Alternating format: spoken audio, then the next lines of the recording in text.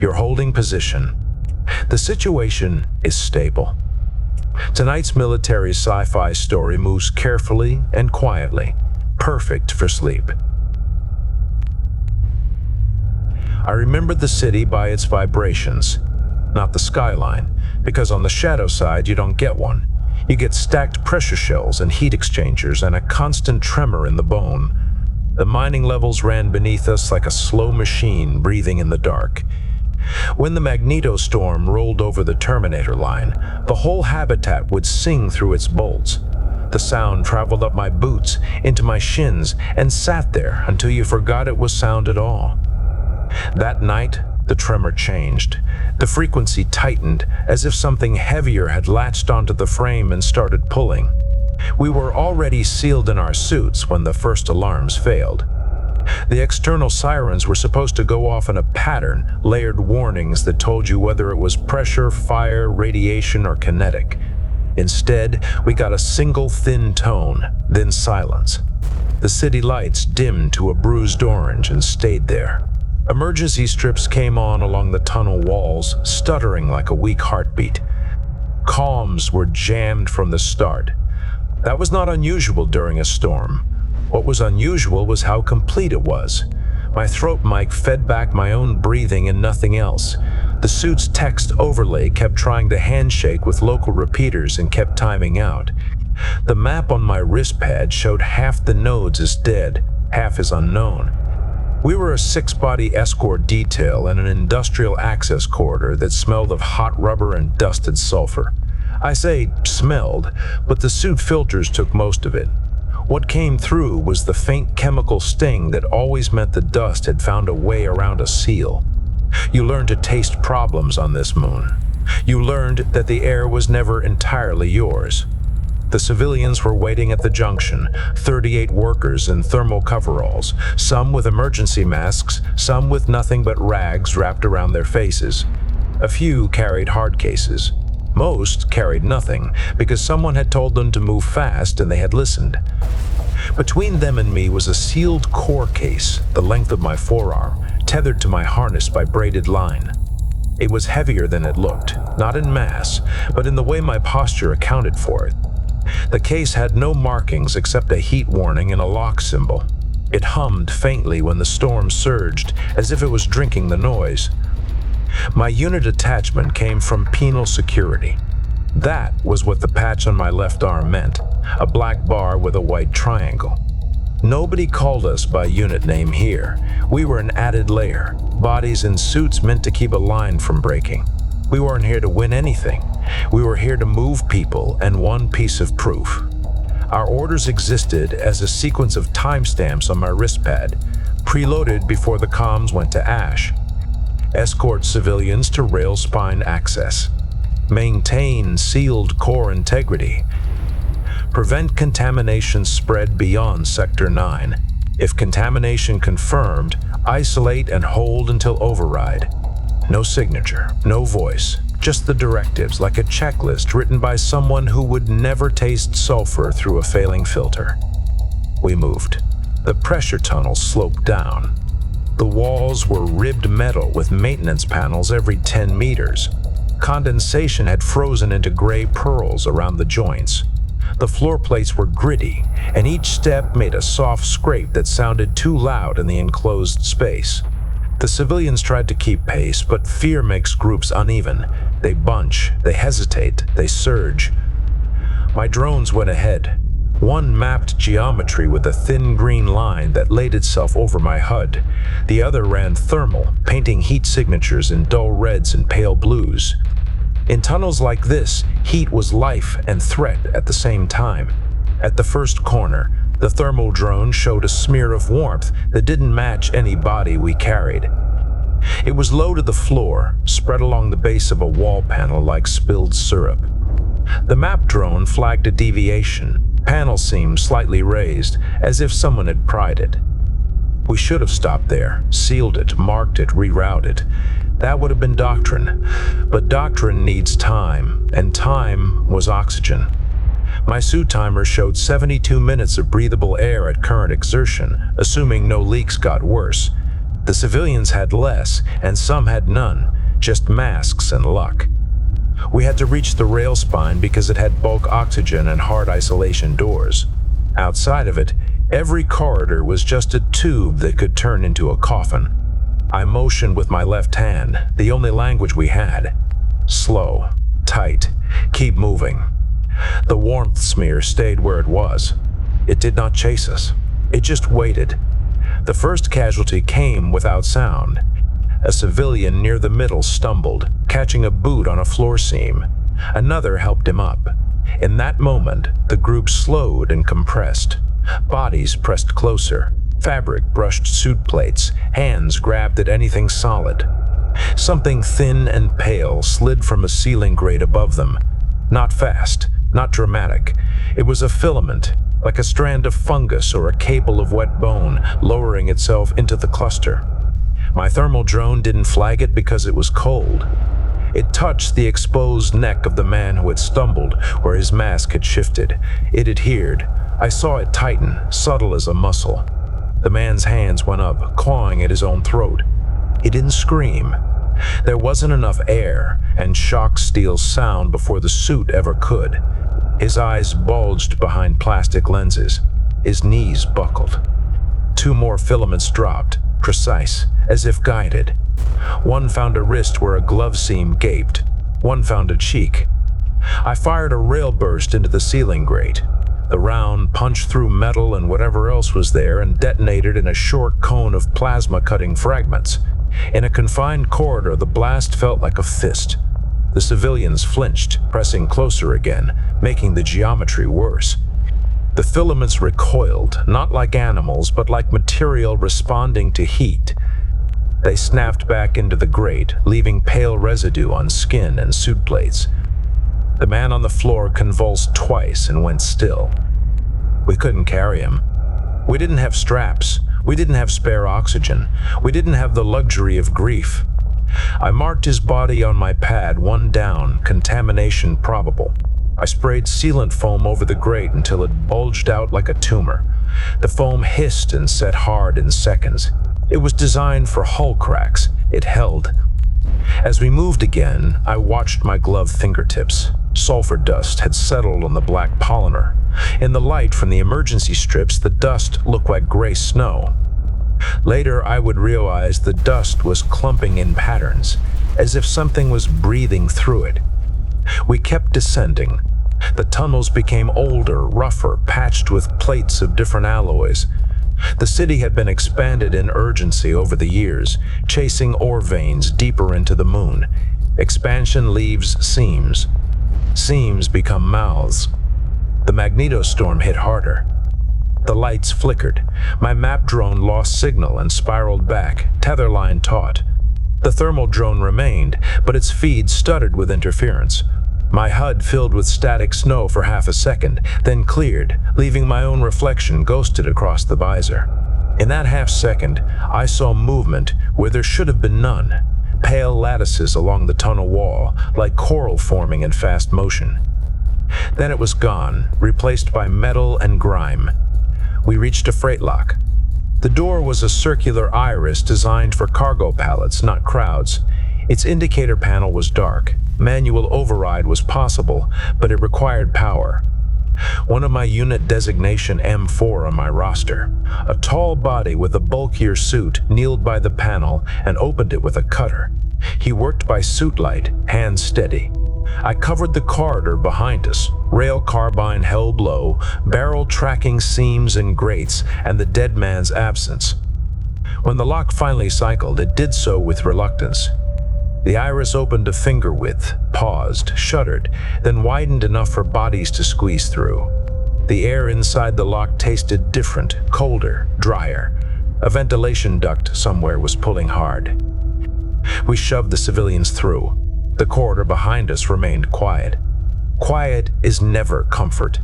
Quiet is the pause before something finishes deciding. Inside the lock was a service deck leading to the rail spine. The walls were insulated, thick, lined with cables. The deck lights were dead. Our suit lamps made cones through floating dust.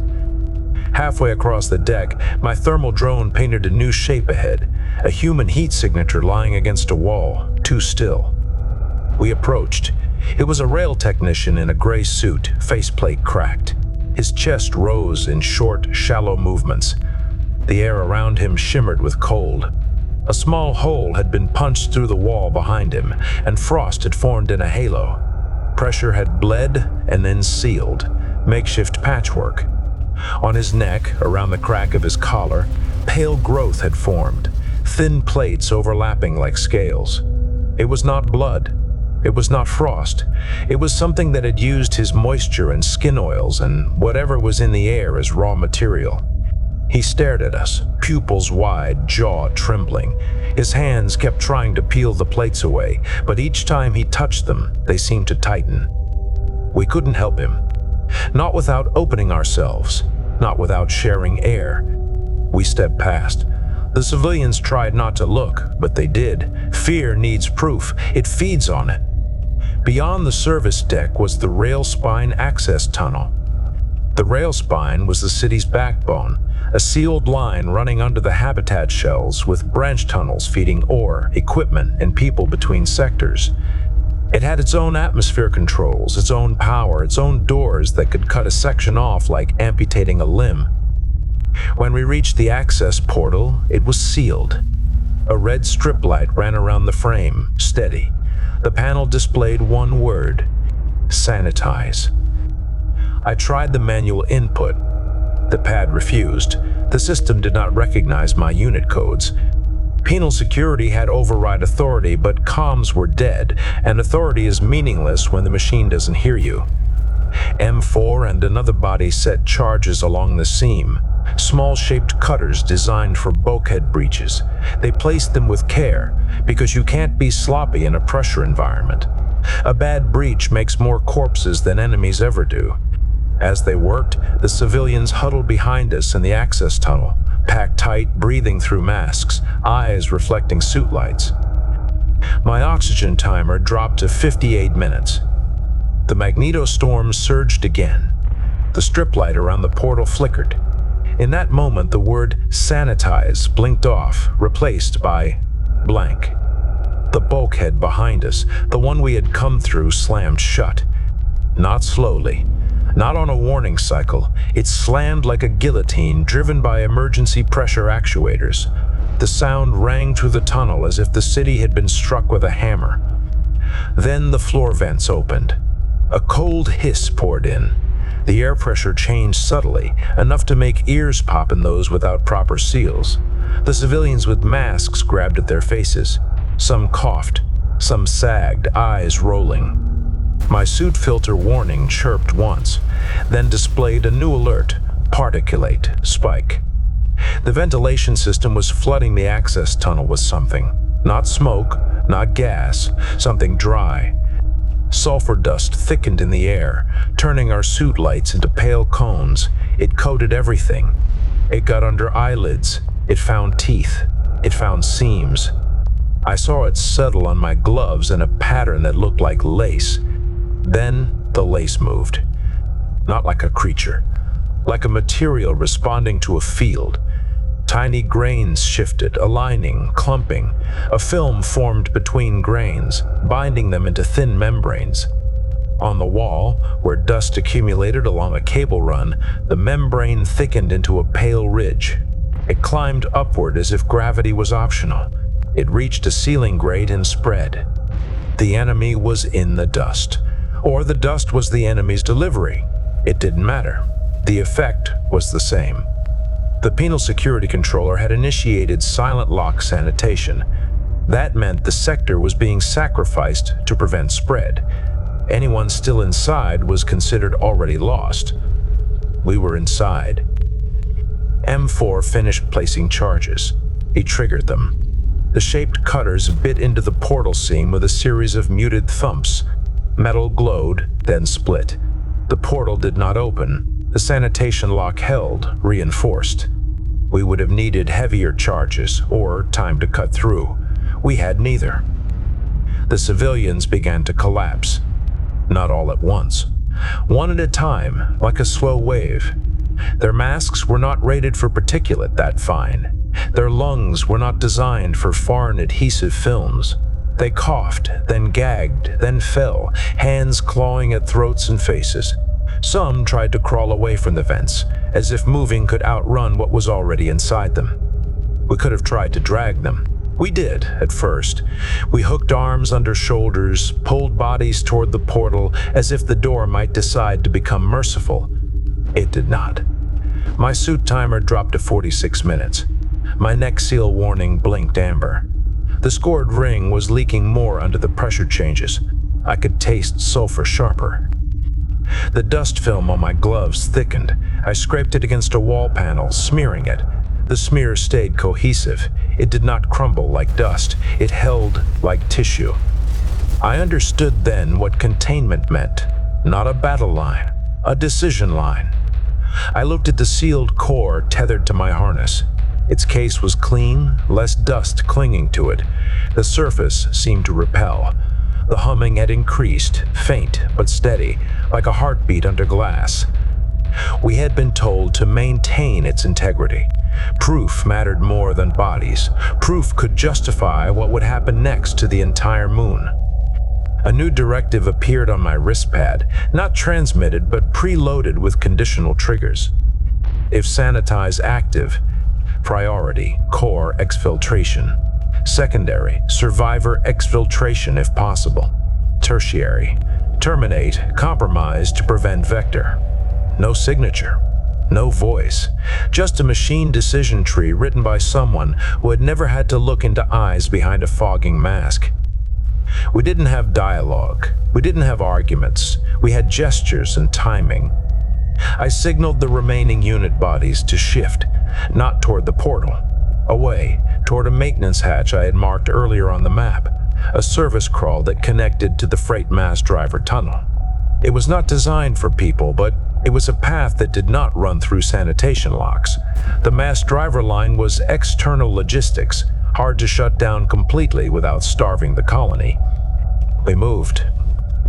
We stepped over civilians who were still moving, still coughing, still trying to live. One grabbed my boot. His hand was bare. Dust filmed his skin. The film clung in strands between his fingers, stretching like wet webbing. I did not kick him. I did not stop. I lifted my boot slowly, and his grip slid off as his muscles failed. His eyes followed me until they couldn't focus. The maintenance hatch was sealed with a manual wheel. I cranked it. The wheel resisted, gritty with dust. My shoulder tendons screamed under the suit's assisted torque. The hatch opened with a sigh of pressure. Inside was a crawl space lined with pipes and cables. It was tight enough that my exosuit scraped. The civilians who still stood could not fit. Only suited bodies could. Only those with hard filters and oxygen supplies. We had 5 unit bodies left. 38 civilians had become a number in my pad. The count felt like a weight, but not a feeling. Just a fact. We crawled. The crawl space sloped upward, then leveled. The air inside was colder, untouched by the sanitation vents. Dust was less, but not absent. It clung to pipe joints in pale rings. Those rings looked like growth, like the enemy had already mapped the airflow routes and planted itself along them. My thermal drone squeezed ahead, its feed faint. It painted cold corridors and warm pipelines. In the distance, it flagged motion, not heat, but a shift in shape, an occlusion moving through the cold. I stopped. My suit servo whined softly. The others behind me halted, a chain of armored bodies in a metal intestine. The motion ahead resolved into a structure. It was attached to the crawl space wall, bridging across to the ceiling. It looked like coral, but coral made of bone-white plates and flexible tendrils.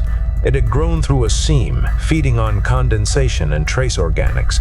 It pulsed subtly with the storm surges, as if it was tuned to the moon's magnetic noise. At its center was a hole the size of my fist. The hole was lined with filaments that trembled when our suit lamps hit them. A mouth, but not for eating. A mouth for breathing, for exchanging. I sprayed sealant foam at it. The foam hit the filaments and set hard. The filaments recoiled, then pushed back, cracking the foam with slow pressure. Not violent. Persistent. Like roots. I fired a rail burst. The round punched into the structure and detonated. Plates shattered. Tendrils snapped. A cloud of pale particulate erupted and hung in the air, glittering in our suit lamps. My filter warning chirped again. We had just aerosolized the enemy inside a crawl space. I backed up a meter, then pushed forward through the debris.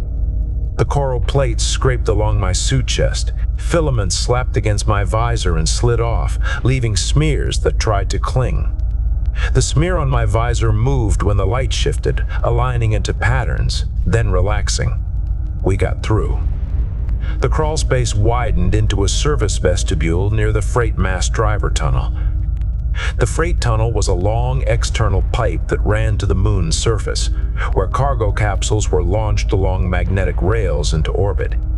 It was not meant for passengers, but in emergencies, anything with a pressure shell could become a lifeboat. The vestibule door was half open, jammed. Frost ringed its frame. The magnetostorm made the metal hum. Beyond it, the tunnel stretched away into darkness, lit only by occasional maintenance strips. The air was thinner, colder. My suit timer dropped to 31 minutes. We had to move fast now, not because of enemies, but because of arithmetic. Halfway down the tunnel, we found the capsule. It was a freight shell the size of a small room, designed to carry ore or machinery. Its hatch was open, its interior empty except for restraint straps and a control panel. Someone had prepped it, or abandoned it, or both. The control panel blinked a warning. Manual, launch, only. Network, offline. We could launch blind. The capsule would ride the magnetic rail into orbit and then drift until something caught it, if anything did. It was not a plan. It was a coin toss with physics. Behind us, the tunnel lights flickered. In the flicker, I saw pale structures along the tunnel walls thicker than dust films, growing out of seams like living rivets. They pulsed with each storm surge.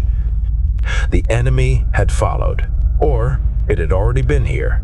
It did not matter. We loaded in. 5 suited bodies, 1 sealed core, no civilians, no extra oxygen, no certainty. I strapped in, core case tethered to my chest. The others did the same. The capsule hatch had to be sealed from inside. Once sealed, it would not reopen without external tools. I looked back down the tunnel one last time. In the strobing light, the pale structures moved, not running, growing. Filaments extended across the tunnel like fishing lines, reaching for vibration sources, reaching for us. The storm surged. The structures pulsed in response, as if they were listening to the moon's field, the way we listen to our own heartbeat. I sealed the hatch. The capsule interior went dim. The only light came from our suit lamps and the control panel. I could hear my own breathing amplified inside my helmet, the hiss of oxygen, the faint whine of suit servos keeping my injured shoulder from trembling. Manual launch required a sequence: arm rails, purge clamps, energize magnets, release brakes. Each step had to be confirmed. Each confirmation felt like a decision that could not be undone. I did not pray. I did not hope. I just followed the sequence because doing something was better than waiting to be sealed behind someone else's protocol. The capsule shook as the magnets energized. A low vibration rose through the straps into my ribs. The storm outside added its own tremor, harmonizing. The brakes released. Acceleration came like a fist to the spine. The capsule lunged forward, driven by magnetic force down a tunnel that was designed for cargo, not bodies. My straps cut into my suit plates. My teeth clicked. The core case hammered against my chest with each vibration, a hard reminder of what we had chosen to save. The tunnel lights became a strobing line, then disappeared as we exited into the surface launch pipe. The capsule's shell groaned as it moved from pressurized habitat to colder external segments. Frost formed on the interior seams. The storm's magnetic noise pressed against us like a weight. Then the rail ended. The capsule was thrown. For a moment there was no vibration, no sound but my own breathing. Weightlessness arrived like relief and then like nausea. My stomach floated. My suit compensators hissed, adjusting. The control panel displayed a simple readout. Trajectory nominal. Orbital intercept unknown. Unknown. That word felt honest in a way nothing else had that night. In the dim interior, I watched dust float off my gloves. Tiny grains drifted like ash. Some clumped together as they floated, forming thin membranes. The membranes rotated slowly, responding to minute magnetic fields, aligning like iron filings. On the fingertips of my glove, where sulfur dust had embedded into micro-scratches, the lace pattern returned. It moved when the capsule lights flickered. It tightened when my suit heater kicked in. It loosened when the heater cycled off. It was reacting to heat and field and vibration, the same way it had in the tunnels, the same way it had in the sanitation vents. I checked my suit seals. The neck ring warning still blinked amber. The leak was slow but constant. The air in my helmet tasted sharper, as if the filter was already fighting something it could not name. Across from me, one of the unit bodies designation R2 sat strapped in, helmet tilted slightly. His suit lamp was off. His chest rose shallowly. His visor was fogged from inside, a thin film that did not clear. I reached toward him, then stopped. Touch meant transfer. Transfer meant vector. Vector meant the reason the sanitation protocol existed. I made a note on my pad instead. R2, unresponsive. Possible contamination. Time, unknown. That was how I kept from feeling, by turning bodies into entries. Hours later, the capsule was caught by a quarantine tug. I know this because the capsule shuddered as clamps engaged, and the control panel flashed, "Docking assist override." A vibration ran through the shell, different from the city's tremor, smoother, controlled. We were pulled into a docking bay that felt colder than space. The hatch did not open immediately. Instead, external hoses engaged, sampling atmosphere, sterilizing, pressurizing with something that smelled faintly of antiseptic even through my filters. When the hatch finally opened, it did so, a crack at first. A line of white light cut into the capsule. Through it, I saw figures in heavier suits, faces hidden, movements slow and practiced. They did not speak. They did not need to. A restraint frame slid in. My straps released automatically, triggered by external authority codes. Hands guided me out without touch, using hooks and harness loops, as if I was cargo that might rupture. I walked on my own because I still could. My right boot actuator stuttered, making my steps uneven. My shoulder ached with each movement. My suit neck ring hissed softly. They guided me into a quarantine corridor lined with clear polymer walls. Behind the walls were more figures, watching, recording, evaluating. The corridor smelled sterile, but underneath it was the faint chemical sting of sulfur dust that had come with me. At the end of the corridor was a sealed chamber with a single chair bolted to the floor. They sat me down. They clamped my wrists to the chair arms, not violently, just firmly, like procedure. A panel in front of me lit up with a recording indicator. A text prompt appeared on the panel. Debrief. Timeline. No omissions. I began.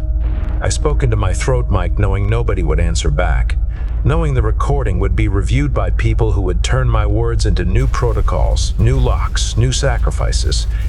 As I spoke, I watched my own glove fingertips. Sulfur dust still clung there, embedded in scratches. The lace pattern was faint in the chamber's bright light, almost invisible. When the recording indicator blinked on, off, on, my glove fingertips shifted. The lace tightened on the blink, loosened on the steady, tightened again. A response to signal. A reaction to rhythm. I kept my hands still. I kept my voice flat. I described the dead man in the corridor, the filaments from the grate, the sanitation vents, the civilians collapsing, the sealed door that read Sanitize. the coral structure in the crawl space, the dust that moved like tissue. I did not describe how the lace on my glove felt like it wanted to crawl, because I could not feel it through the suit polymer. I could only see it. And seeing was enough. When the debrief prompt asked for final observations, I looked down at my gloved fingertips again. In the bright, sterile light, the dust lace formed a clean edge along a scratch. It lifted slightly, like a thin flap catching invisible air. It did not detach. It did not fall. It held. The recording indicator blinked one last time. The lace tightened. And somewhere deep in my suit neck ring, where the seal had been scored, I tasted sulfur and something else. Something dry, adhesive, patient. I finished the timeline anyway, because timelines are what I have left. I ended with the city's vibration, because that is how it started, and because I can still feel that frequency in my bones when everything is quiet. I do not know if the core proved anything. I do not know if anyone in orbit listened. I do not know if Sector 9 is still sealed, or if the sanitation vents kept the enemy contained, or if the dust found another seam. I know my gloved fingertips still carry living lace, and I know the city taught it my rhythm. The end. The narrative powers down completely. Everything essential stays on, everything else fades away. You're safe to sleep now.